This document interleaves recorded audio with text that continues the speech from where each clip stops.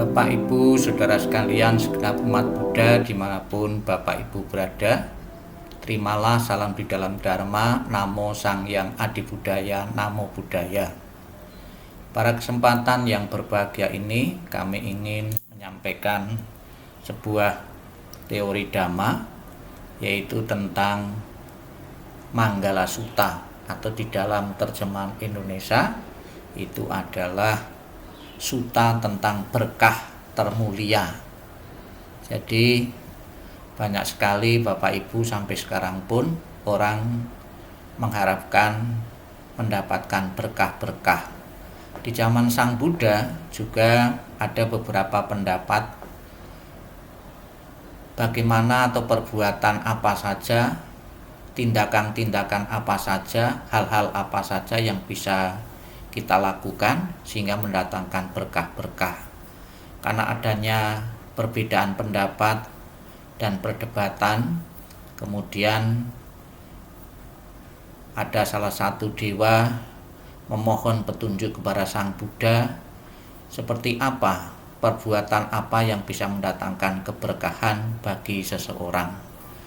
Di dalam sutta atau kitab suci Tipitaka ditulis yang diberi judul dengan Manggala Sutta atau Sutta tentang berkah. Ada beberapa hal yang diutarakan oleh Sang Buddha, ditulis di dalam kitab suci demikian. Demikian telah saya dengar pada satu ketika Sang Bagawa berdiam di Jetawana, Arama milik hartawan Anatapindika di dekat kota Sawati. Saat itulah sesosok dewa ketika menjelang pagi dengan bercahaya cemerlang menerangi seluruh Jetawana mengunjungi Sang Bagawa atau Sang Buddha. Setelah datang menghormat Sang Bagawa, ia berdiri di satu sisi yang layak. Dengan berdiri di satu sisi yang layak itulah ia memohon Sang Bagawa dengan syair berikut. Sang Buddha memberikan jawaban, kurang lebih jawaban ini apabila dikasih nomor ada 38.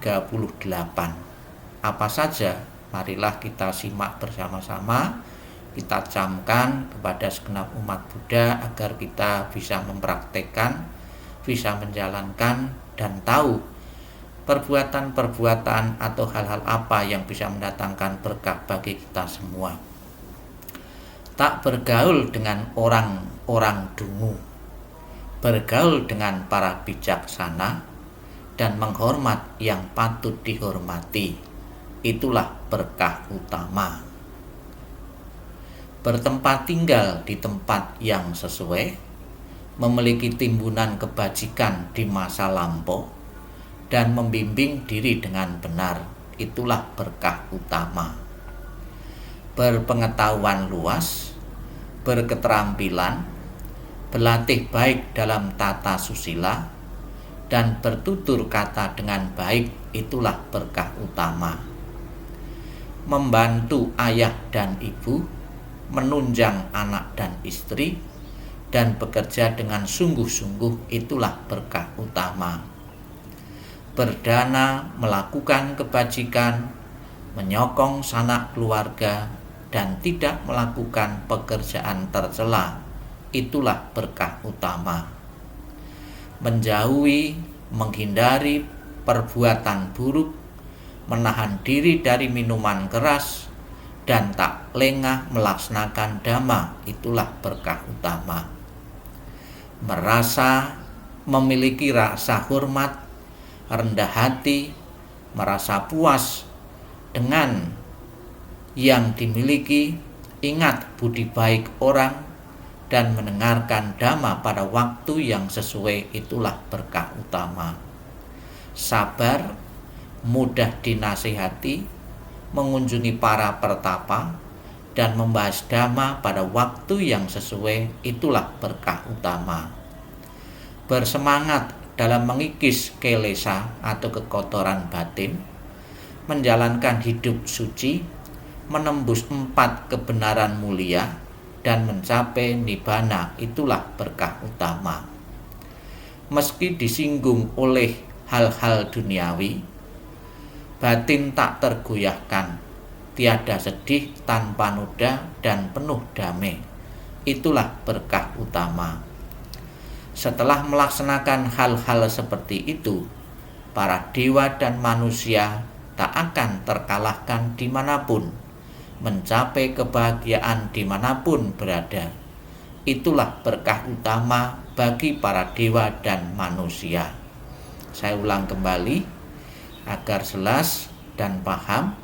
Setelah melaksanakan hal-hal seperti itu, para dewa dan manusia tak akan terkalahkan dimanapun, mencapai kebahagiaan dimanapun berada.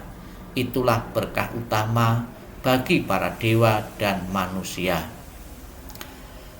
Itulah Bapak Ibu saudara sekalian segenap umat Buddha, ada kurang lebih 38 hal yang mungkin Bapak Ibu juga belum begitu paham seperti para dewa ini. Dengan kita membaca, dengan kita belajar kitab suci, kita sudah tidak ragu lagi terhadap wejangan Sang Buddha, hal-hal apa, perbuatan apa yang bisa mendatangkan berkah, yang menjadi dambaan dan harapan kita setiap saat. Semoga kita semua selalu sehat dan bahagia dan sejahtera. Sadu, sadu, sadu.